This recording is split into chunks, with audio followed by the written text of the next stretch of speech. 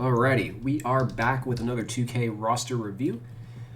I'm recording this one at 2 in the morning, which is a little earlier or later, depending on your point of view, than I normally would, because I got a little bit of a tight work schedule this week. So whatever news is going to be out in the morning, I won't get to cover. We're just going off of what transpired up until tonight. We do have all the box scores at least, so be able to pick through those. But starting off with the news of the day, and there's a bunch. I'm using Hoops Rumors to review all my news for this series. So let's start off with the Pacers signing Brad Wanamaker to a training camp contract.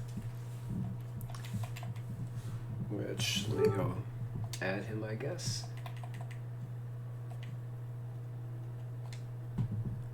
So, as the article says, the Sumner trade was so that they can make room for Wanamaker. Probably means he's got a good shot at making the team. They only have 2 other point guards on the roster. It looks like they do have open roster spots.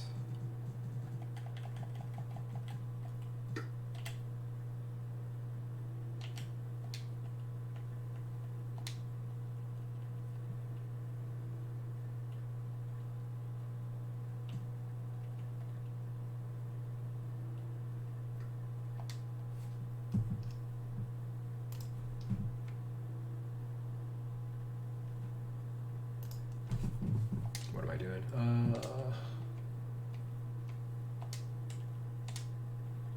We're going to put him on a Euro stash for the moment until it's certain that he is going to make the team.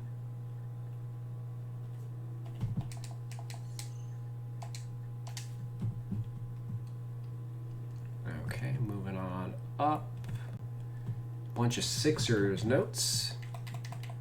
Recent reports have indicated that Sixer star Ben Simmons and his reps fully understand the financial ramifications of the 25-year-old's holdout and are prepared to ride it out.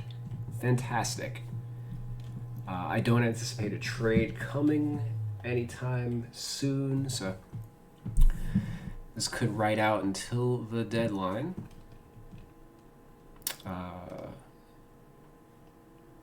Let's see. A source tells Newbeck that Simmons can't believe the development of the former number 1 pick has been evaluated on an accelerated timeline since he missed his rookie season and then was expected to be a key part of a contending team almost instantly. Most other top picks join bad teams and don't face such intense scrutiny early in their careers, Simmons' camp has contended. While some members of the Sixers are sympathetic to that argument, they believe it went out the window after he signed a maximum salary contract, writes Newbeck. Ben Simmons is the biggest bitch in the NBA. That's all there is to it. In addition to discussing Caris LeVert, the Sixers have also inquired about Malcolm Brogdon in their trade conversations with the Pacers. Brogdon's name surfaced in Simmons-related rumors earlier in the offseason as well. It seems like the Sixers are becoming less and less likely to get a player on par with Simmons, who's at an 89 overall. You know, just a step under like a superstar. They're probably going to have to pick up like LeVert and Brogdon, you know, a couple of guys who are like a tier lower is probably what the Sixers are going to end up having to settle for or take like draft compensation from the Timberwolves. But Grant Riller, who's on a 2-way contract with the Sixers, suffered a torn left meniscus on Monday, a team official said. Bodner, Riller is undergoing surgery and will be reevaluated in 2 weeks. So he's probably not long for the team. 2-way contracts are only guaranteed for like $50,000.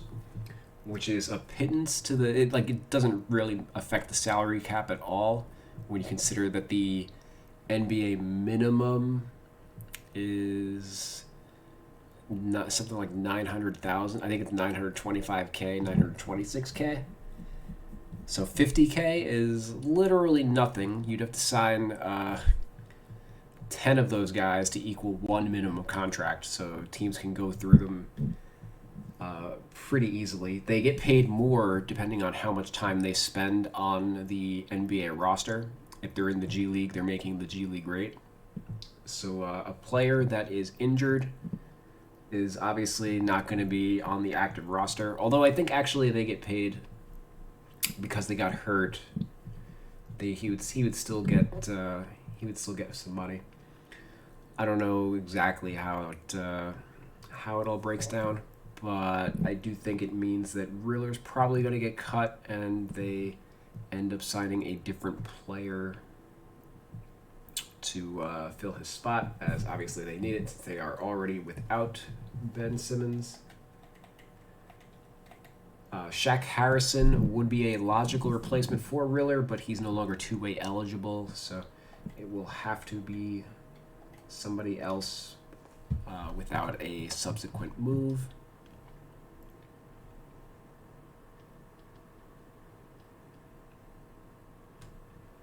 All right. Let's focus on the Warriors news. Warriors notes: Poole, Wiggins, Looney, Iguodala. It was just one preseason game, but Jordan Poole's performance on Monday versus Portland was an incredibly positive sign for the Warriors, writes Kendra Andrews. Poole racked up 30 points, including 7 threes in just 22 minutes. This is what he looks like in camp, head coach Steve Kerr said. Not hesitating, he's getting to the rim, playing with an unbelievable confidence. He's earned that confidence. As Marcus Thompson of The Athletic writes, the Warriors explored potential trades for stars during the offseason and ultimately didn't make a move. Golden State isn't expecting Poole to become an all-star, but there's a ton of confidence within the organization that he's poised to make a major leap and could potentially become the sort of complementary impact player the team sought on the trade market. He's one of our best players, Kerr said. I think we have to determine is how he holds up defensively with the different lineups he's playing with. But you got a guy that explosives, you got to get him on the floor. So it does seem like, even though if we expect Klay Thompson to not be 100% as he navigates his way back, Jordan Poole is probably going to be able to fill some of the void and maybe even potentially start in the worst case scenario that Klay Thompson is a shell of his former self. So here's more on the Warriors. Although the Warriors forward Andrew Wiggins ultimately agreed to be vaccinated, he made it clear this week that he did so reluctantly. Wiggins, who said he's the only person in his family to receive the vaccine, expressed concerns about possible long-term effects, but felt as if he had no choice but to get vaccinated. The only options were to get vaccinated or not play in the NBA, Wiggins said on Monday. It was a tough decision. Was it? Was it really? Hopefully it works out in the long run, and in 10 years, I'm still healthy. Okay, Wiggins is not it's maybe he's top 5 biggest bitch in the NBA. Simmons definitely number 1. Kyrie's probably number 2. Wiggins is top 5 for sure without thinking about it. I don't know if he's number 3 or, if you think there's somebody else, let me know in the comments. All right, so John Hollinger isn't expecting a big bounce-back season from the Warriors, projecting them to finish 9th in the West with a 39-43 record. Within a season preview, Hollinger also explores Golden State's tax situation, speculating that a Kevon Looney trade could be something the team considers during the season in order to reduce its year-end bill over Steve Kerr's dead body. And Andre Iguodala was an important part of Warrior title teams in 15, 17, and 18, but he'll turn 38 this season, so it's unclear how much he'll contribute to this year's team. Even if they don't get much out of Iggy on the court, the Dubs will benefit from having his voice in the locker room. Yes, obviously. Comparable to Udonis Haslem, except Iggy can still play, so kind of a no-news thing there. Random guy gets camp deal with Spurs, whatever. Central notes: Cavs rotation, Pacers TPE, blah blah blah. Cavs coach JB Bickerstaff is planning on a 10-man rotation, but the last two spots could change from game to game.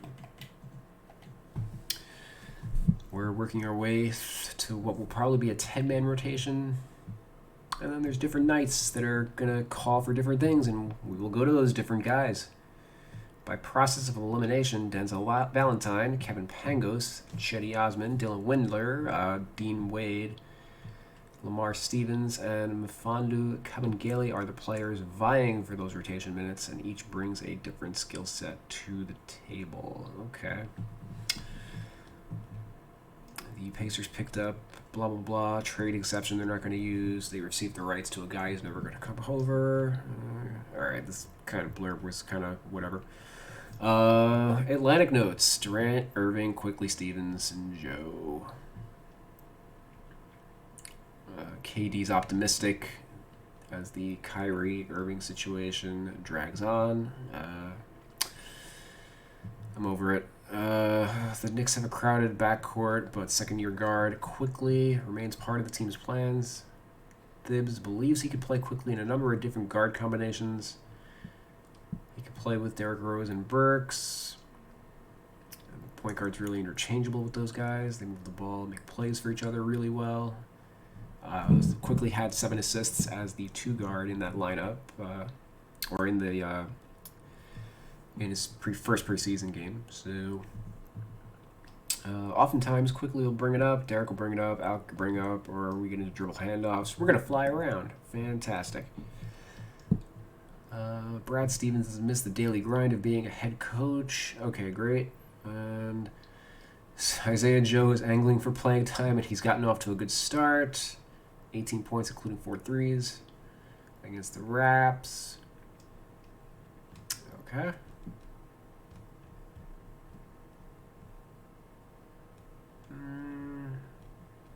This looks like a whole off-season in review. Okay, maybe we'll do one of those. I could do one of those for the Cavs. I don't want to use this video to do that. Let's just focus on the news and stuff. Trevor Ariza out at least 8 weeks. Uh-oh. That's no bueno. He ran an arthroscopic debridement procedure on his right ankle. Be out a minimum of 8 weeks. Not great. I had projected him to start, so obviously that is going to change things considerably. Ariza was one of many veteran players signed by the Lakers and was expected to play a prominent role. Ariza was considered the front runner for the starting small forward spot. All right, yeah, there we go. Seeking a ring, Ariza signed with the club on a vet minimum.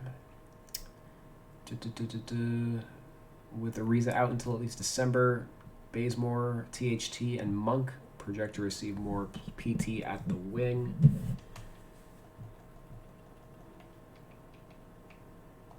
Alright, so we're going to have to knock him out.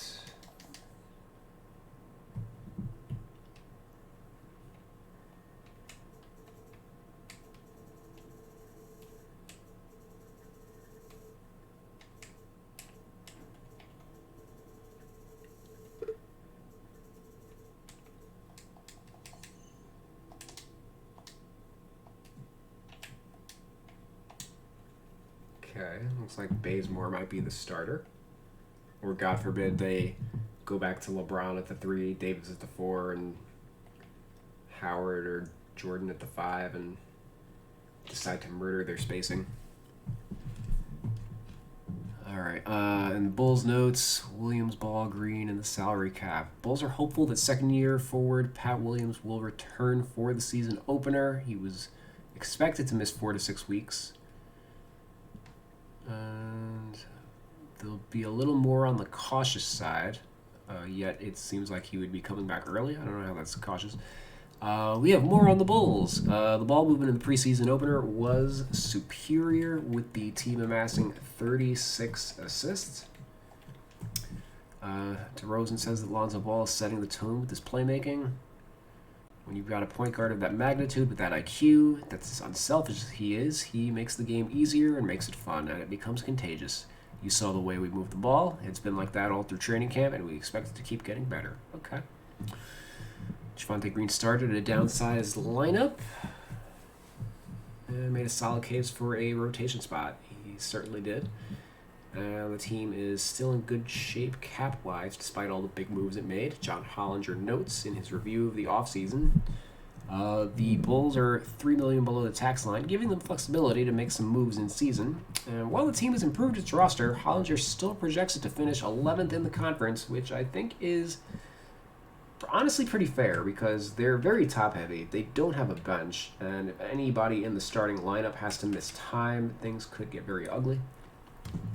Anyway, that appears to be all of our transaction notes and news and all that. So let's check out the box scores. Okay, we got Davis at the 5, Nunn at the 1, Melo at the 4, Tucker at the 3. Okay, so no Westbrook yet. Oh, I don't remember if he played in the first game, but I don't think LeBron has played yet either.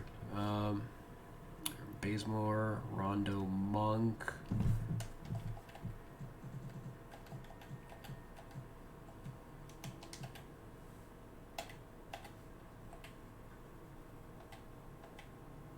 Bazemore at the 3, yeah, okay. Reeves, okay, nothing crazy here. Solid game for Davis. Another really good game for Malik Monk, who's looking like he was probably going to be the 6th man. Could even push to be the starting 2 guard on this team. And I guess also didn't get covered in any news blurbs, but Frank Mason, the Lakers signed him to a training camp contract, I believe. And it seems like they picked him over Isaiah Thomas and all the other point guards that they were linked to during the offseason. Frank Mason's probably the best option out of all of them, even though he's not the biggest name in the world. Like, he's been dominating the G League for a while.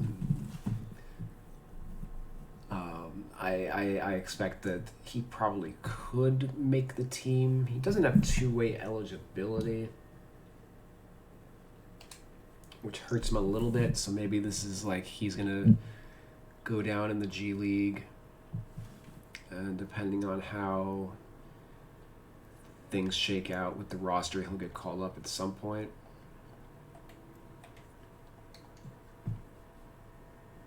But I'm high on the signing. And then for the Phoenix Suns,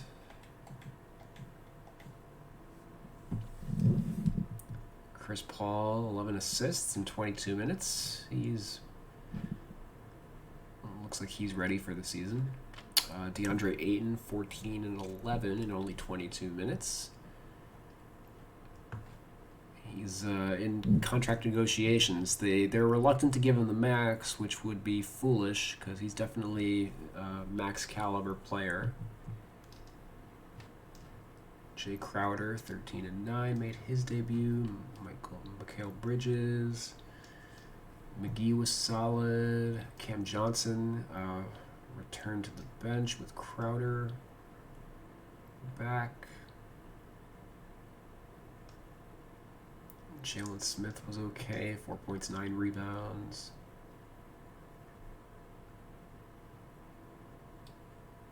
Okay, looks like Hutchison lost minutes with Crowder playing. And I don't think Devin Booker's played yet this year. All right, nothing we can really surmise from that. All right, let's check out the Spurs.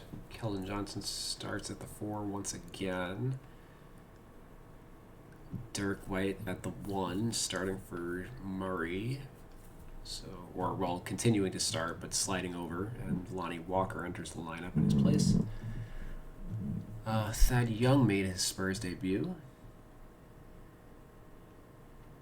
Curious to see what position he played. Well, it looks like he played the 4 with Drew Eubanks coming in. Playing the 5.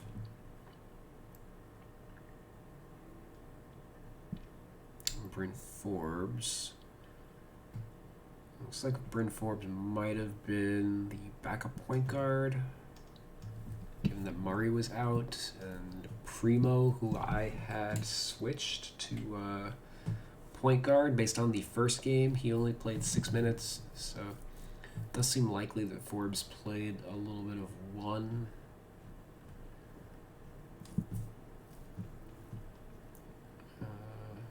Pirtle with 5 assists. That's not the greatest. Trey Jones not getting any playing time in a game where there doesn't seem to be any, like, only one point guard played. It's probably not a great sign for him making the team. Yeah, alright, so put a pin in that. We might be changing Forbes' position, we'll see. But then again, like, he's a 3, he's a 2.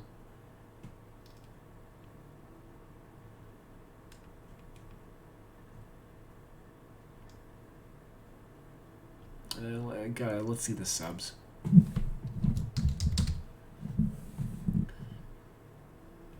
Sulfur Johnson. Young.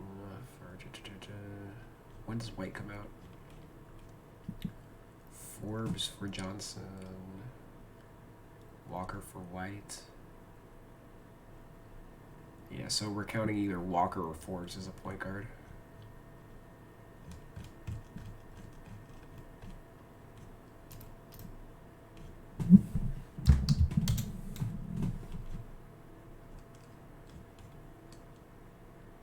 White for Walker. Well, okay. Yeah, I think we might be leaning towards Forbes as a point guard this year. All right. Noted. We'll see how that trend keeps up.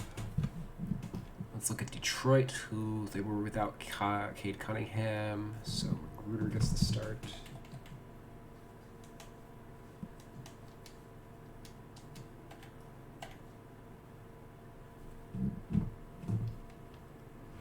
Jeremy Grant, 19 points. Sadiq Bey, he was solid. Stewart was solid. Saban Lee. Corey Joseph was pretty good off the bench. Olynyk came off the bench. Well, it's preseason. But maybe that holds up. Maybe they give Isaiah Stewart the starting job, and Olynyk he's played backup role. He's been a 6-man a couple times. Let's check him out real quick.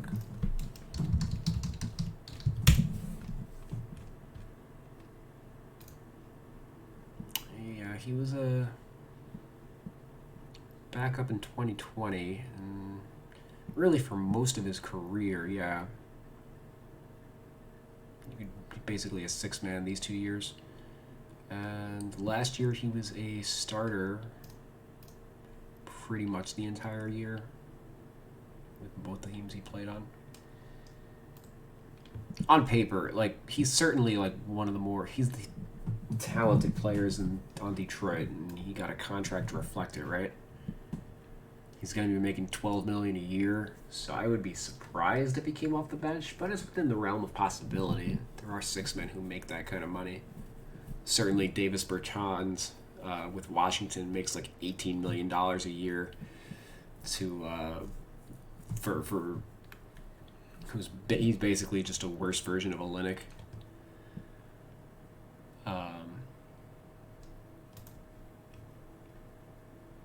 Diallo was alright. Josh Jackson had a solid game. Looks like Diallo and Jackson played. So one of these guys was the 2. William Diallo. Frank Jackson did not play. As you can see, I've got Jackson here as a 2. So him not playing, Cunningham not playing, opened up some minutes at the 2 for one of these 2 guys.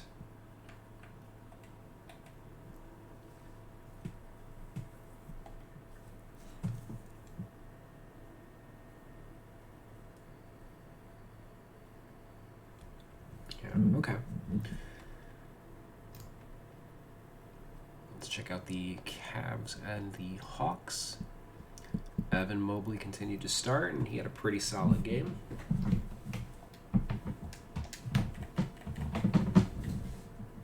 Colin Sexton rebounded from a bad game. Ditto for Garland. Markkanen continued to come off the bench. He was all right in this one. Kevin Love, I guess, has been okay in his backup role. Ricky Rubio, I just realized that Ricky Rubio, maybe that's why he's coming off the bench. Rubio and Love are reunited on this team, and that never clicked for me until now. So, okay. It's an interesting little wrinkle for this team.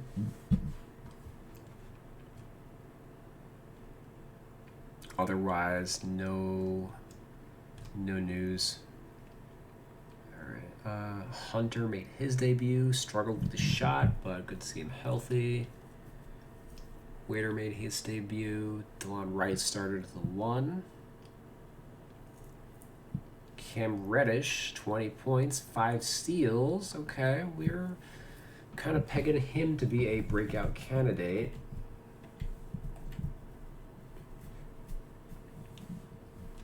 TLC got 24 minutes of action, but didn't really do too much with it. Jalen Johnson, 24 minutes of action. Shot the ball erratically, but looks like he was pretty active. Sharif Cooper, I'm very high on him, and like it's a little baffling to me that he had to settle for like a 2-way contract. He's probably the best passer in last year's draft class. If he develops his 3-point shot, he's going to be very good. Granted, it might be a big if because his shot needs a lot of work, but as you can see here, he's missing from the 2K roster, so this is my own version of him. His shooting definitely needs some work, but you can see I'm very high on his passing.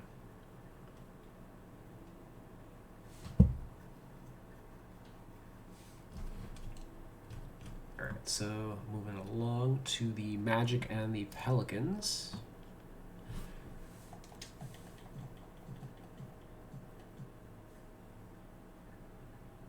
Okay, so the previous game, Franz Wagner started at the 4, and that was basically due to availability of players. Mo Wagner started at the 4 in this one, which I think is more reasonable. Etwan Moore got a start at the 2, which is pretty crazy. Cole Anthony at the 1. Jalen Suggs came off the bench in this one. Interesting, and he didn't play particularly well. Gary Harris started at the 3. Okay. Sure. Ross came off the bench. Probably the role he's going to fill on this team. Lopez made his debut, went 1 for 7. Wendell Carter came off the bench and had a double-double, so they were just giving Mo Bamba a shot. 6 fouls in 12 minutes for Bamba, so yeah, it looks like he may not be panning out. He was, the number 6 pick a couple years ago?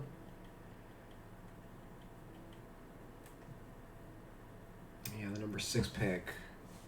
He's starting to run out of chances. This is his contract year. And he's probably looking at being the 3rd string behind Lopez, honestly. RJ Hampton. The rest of these guys are all fighting to make the team. Okay. And let's check out the Pelicans.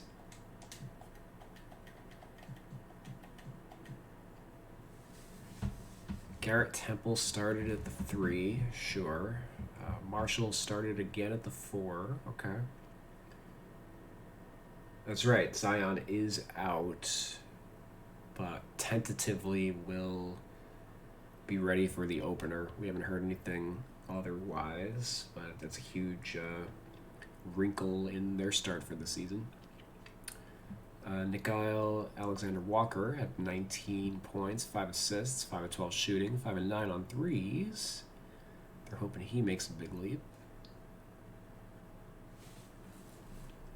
Josh Hart with a solid all-around line. Trey Murphy, 20 points, 6 of 9 on threes, 29 minutes. He looks like he's poised for a big role. Probably going to make an all-rookie team. As long as he should get a big enough opportunity that's going to be a foregone conclusion. There aren't a ton of rookies that are in rotations to start the year, but it looks like Murphy is going to be one of them. Kira Lewis, 10, 4, and 4. Sato, quiet game. Herbert Jones, I think, made his debut. Okay. I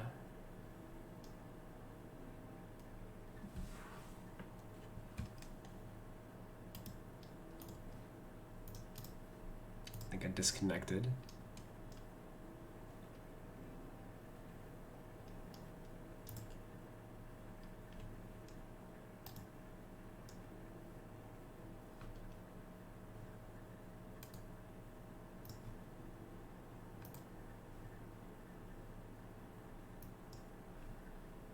Okay, I'm just gonna press on. I think I lost.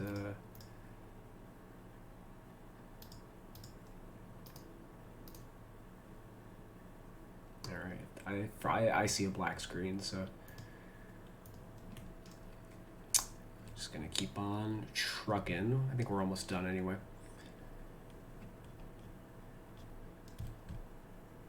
Yeah, nothing to really write home about with that game. So let's check out the Utah Jazz and the Dallas Mavericks. Eric Pascal starts at the 5. Okay, sure. He did play a lot of 5 with the Golden State Warriors last year. Definitely has the makeup of like a Montrezl Harrell or Brandon Clark. So, yeah. Maya Une, he starts at the 3. I believe Bogdanovic is out for the preseason, so he'll get an opportunity to carve out a rotation role. He's entering his 3rd year and has barely played in the first 2. Trent Forrest, he got to start at the 1.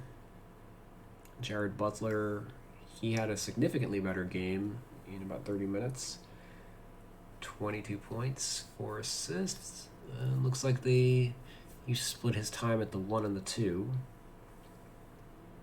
Udoka Azubuike had a big game with 5 points and 14 rebounds in 24 minutes of action.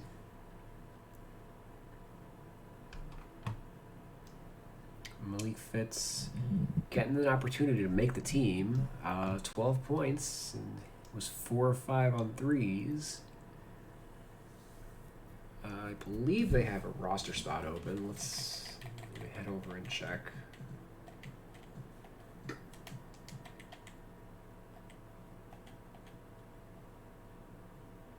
Well, he's got an uphill battle to make the team because they do have Rudy Gay plus O'Neal and Pascal. So it's possible he might have the inside track now for the team's second 2-way contract,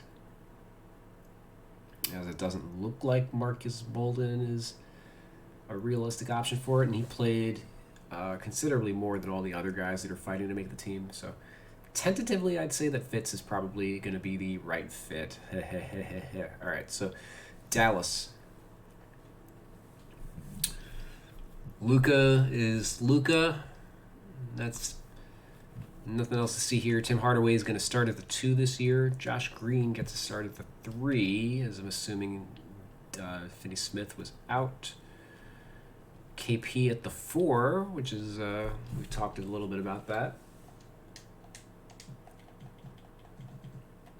Moses Brown going to start at the 5, Although it's projected to be Dwight Powell coming into the year. It looks like he didn't play this game either.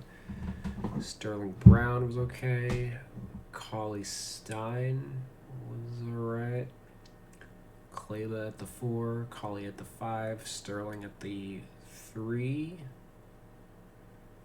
Brunson at the 1, Bullock at the 2. That looks like the bench unit. That is what I have, right? It sure is. Boban had some Boban. Oh my God! Some 14 points, 5 of 7. He hit 2 threes. Oh boy. Oh boy. I'm gonna have to YouTube that later. And then the guys all fighting to make the team got some extended run.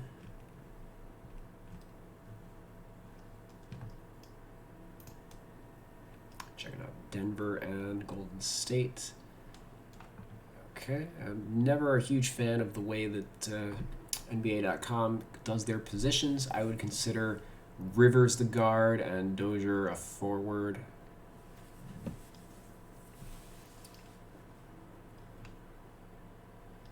Monte Morris started again. That's probably going to maintain. Joker had 17 and 10 in 16 minutes. Aaron Gordon was alright. Looks like Porter didn't play. Michael Green, Bones Highland, Campazzo. So Bones, we're going to count him as a 2. Michael Green at the 4. Bull at the 5. And then Jeff Green at the 3. Okay. I had switched Jeff Green from the 3 to the 5 because he started at the 5 in the first preseason game. But now I am inclined to switch him back. Did Zeke Nijali play? He played 6 minutes.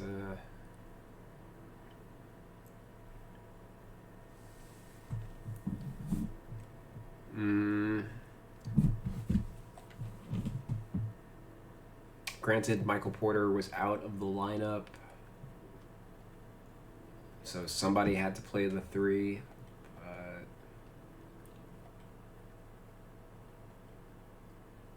Jeff Green is such a luxury because I love versatile players like him. I'm going to leave him at the 5 tentatively.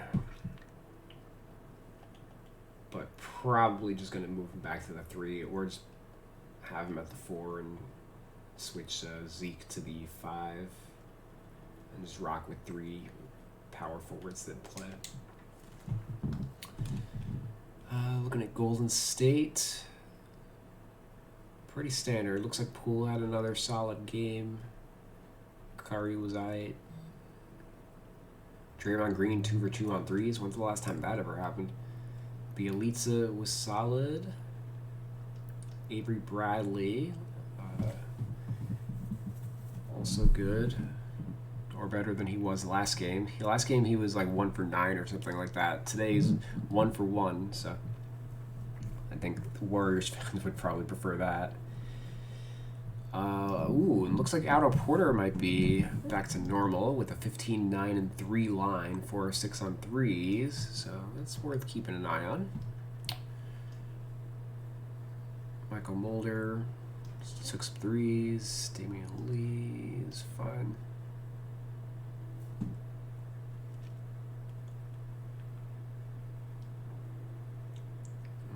Langston Galloway, another poor shooting night. I believe Kuminga sprained an ankle or something and had to leave the game.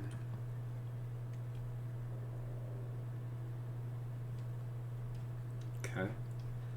Alright. Nothing I want to change there as of yet. So let's just finish off with the Kings and Clippers. De'Aaron Fox, pretty awesome game. 23, 4 and 4, 7 of 10, 3 of 5 on threes. Halliburton struggled with his shot. Barnes at the 4 and Harkless at the 3. Tristan Thompson at the 5. Buddy Hield off the bench with Marvin Bagley. Interesting.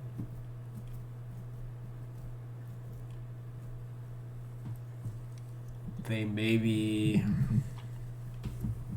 So it looks like this is a wrinkle that I did not foresee. Maybe they start Harkless and they bring both of these guys off the bench. It seems like Hield might be locked into a bench role this year.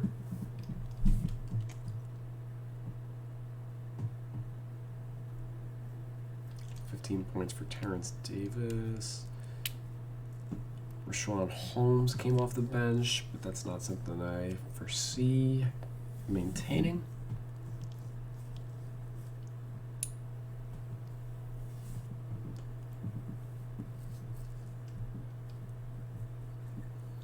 Mitchell was solid.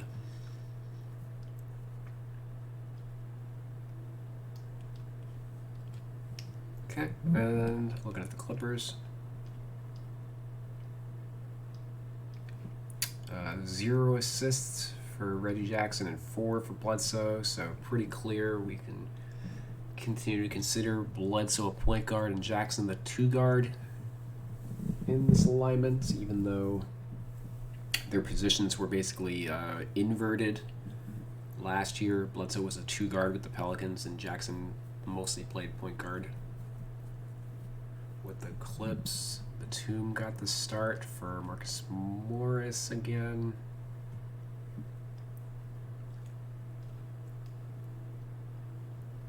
Looks like Justice Winslow did not play. So Terrence Mann was probably the backup point guard.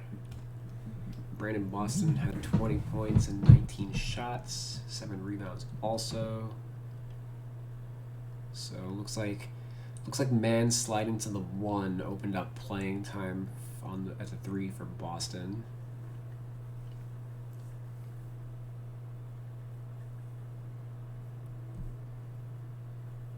Oh for 5 for Keon Johnson, not great.